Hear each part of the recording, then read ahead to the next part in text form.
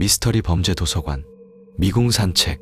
이번 사건은 범행 내용이 너무 충격적이라 일본 정부가 언론을 통제하기까지 한 사건입니다.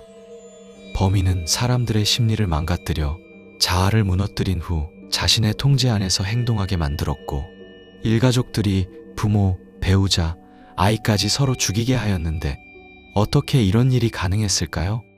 사건의 시작은 2002년 3월 6일, 23살의 한 여자가 감금된 자신을 구해달라고 조부모에게 알리면서 세상에 알려지게 됩니다. 조부모는 즉시 경찰에 신고를 하였고 범인인 마스나가와 준코를 체포하죠. 감금 사건으로 알고 출동했던 경찰은 감금돼서 있던 피해자의 자백을 듣고 놀라고 맙니다. 제가 저의 아버지를 살해했어요. 이후 수사 방향을 감금 사건에서 살인 사건으로 바꿔버리죠. 하지만 범행이 일어난 지 꽤 오랜 시간이 지나기도 하였고 치밀하게 증거인멸을 하였기에 단서를 찾을 수 없던 찰나, 범인 중 한 명인 준코가 모든 사실을 자백해버립니다. 감금되어 있었던 여자는 부동산 업자 도라야의 딸이며 도라야를 비롯한 저의 아버지, 어머니, 여동생, 그리고 여동생의 남편과 두 조카까지 모두 살해했습니다. 모든 범행은 마스나가의 지시를 따른 것이라고 덧붙였죠. 마스나가는 1961년 4월 28일 후쿠오카현 코쿠라시에서 태어났으며 학창시절 매우 반항적인 성향을 소유했었다고 합니다. 거짓말을 밥 먹듯이 하고 고등학생 때 중학생을 임신시킨 사건으로 정학 처분을 받은 적도 있었죠. 결혼 생활 중에도 여러 명의 유부녀와 불륜을 맺었으며 이 중 한 명이 바로 준코였습니다. 준코는 유치원 교사로 일하던 도중 본인의 부주의로 야쿠자의 아이가 사고를 당하자 협박에 시달렸는데, 이를 눈치챈 마스나가가 고민 상담을 해주면서 불륜 사이로 발전하게 된 것이었죠. 이후 마스나가와 준코는 같이 살게 되는데, 준코가 우연히 예전 남자친구 이야기를 꺼내면서 상황이 급속히 나빠지고 폭행과 학대를 시작합니다. 학대 방식은 담배불로 지지거나 전기 고문을 주로 하였으며, 참지 못한 준코는 자살 기도까지 시도했으나 실패하고 말죠. 이후 마스나가는 준코를 집에 감금하고 주위 사람들과의 연락도 끊게 만들었는데, 이때 사용한 방법이 주위 사람들에게 험담을 하게 만들어 관계를 정리하는 방식이었습니다. 이후 준코는 마스나가에게 절대 복종을 하는 상태로 변해버리고 말죠. 이후 1996년 1월, 마스나가와 준코는 전직 부동산 회사 직원인 도라야 구미호와 17살 된 그의 딸을 함께 납치합니다. 평소 알던 사이라 그가 저지른 사소한 범죄를 약점 삼았고 그것을 이용하여 학대하고 고문을 하며 즐거워하는 사이코패스의 면모를 보여주죠. 마스나가는 도라야의 딸에게 도라야의 팔을 살점이 뜯어져 나갈 정도로 아주 세게 물도록 한 뒤에 그것을 사진으로 찍고 이것을 약점 삼아 범행에 가담하게 만드는데, 도라야가 죽고 난 뒤 준코와 도라야의 딸에게 시신을 훼손하고 바다에 갖다 버리라고 명령하죠. 이후 마스나가는 도라야 딸을 감시하고 지켜봅니다. 이후에도 마스나가는 준코에게 도라야를 살해한 것을 세상에 알리고 싶냐며 협박을 하며 도망가지 못하게 잡아두었으나 1997년 4월 준코는 참지 못하고 도망치고 맙니다. 마스나가는 준코를 잡기 위해 마스나가가 자살했으며 이미 장례까지 마쳤다는 헛소문을 퍼뜨리고 준코의 여동생 리에코가 이 사실을 알게 되죠. 준코는 안심하고 집으로 돌아갔으나 기다리고 있던 건 멀쩡한 마스나가였습니다.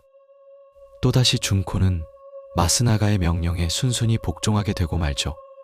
이후 마스나가는 준코의 부모와 여동생을 준코의 문제로 상의할 게 있다고 불러내는데, 준코가 사람을 죽였다며 도피 자금을 명목으로 돈을 갈취하고 준코의 아버지에게 살해 현장 배관 교체를 시키며 증거인멸 공범으로 만듭니다. 이후 준코의 여동생이 집을 비우는 일이 많아지자 그의 남편인 가지야는 의심을 했고, 마스나가는 이 점을 이용하여 이들의 관계를 파탄내기 시작하죠. 이후 가지야에게도 살해 현장 욕실 타일 교체를 명령하여 공범으로 만들어 복종시키고, 가지야는 장인, 장모와 아내를 구타하는 지경에 이르고 맙니다. 이후 준코의 두 조카까지 맨션으로 데려오게 되자 마스나가는 일가족을 본인의 마음대로 주무르기 시작하는데, 일가를 이용하여 돈을 갈취하고 학대를 일삼으며 준코에게 했던 것처럼 주변 사람들과 단절시켜버립니다. 이후 한 사람씩 죽이기 시작하죠. 1997년 12월 21일 마스나가는 준코에게 아버지를 정기고문하라고 시켰고, 준코의 아버지는 사망하고 맙니다. 그 다음 1998년 1월 20일 준코의 어머니가 정기고문을 당하다 미쳐 괴성을 지르고, 마스가나는 범행이 들킬까봐 두려워 준코와 여동생 가지야에게 살해를 지시하고 목을 졸라 죽여버리죠. 마스가나의 다음 대상은 준코의 여동생이었고, 1998년 2월 10일 준코에게 네 여동생이 어머니처럼 미치면 어떡할 거냐 말하며 살해를 지시하고, 남편인 가지야와 딸 아야에게도 가담하게 하여 목을 졸라 살해합니다. 1998년 4월 13일 그 다음 대상은 가지야였는데, 정기고문과 식사 제한으로 몸이 쇠약해진 터라 욕실에 감금한 뒤 굶겨 죽여버립니다. 1998년 5월 17일 그 다음 대상은 막내 조카 유키였으며, 누나인 아야에게 동생 유키가 엄마 곁에 가면 좋지 않을까라는 말을 하며 준코와 함께 살해를 지시하죠. 1998년 6월 7일 마지막은 혼자가 된 아야였으며, 준코에게 살해를 지시하고 아야는 죽고 맙니다. 이로써 준코의 가족들은 모두 가족들의 손에 죽고 맙니다. 모든 시체는 삶아서 바다에 버렸다고 하죠.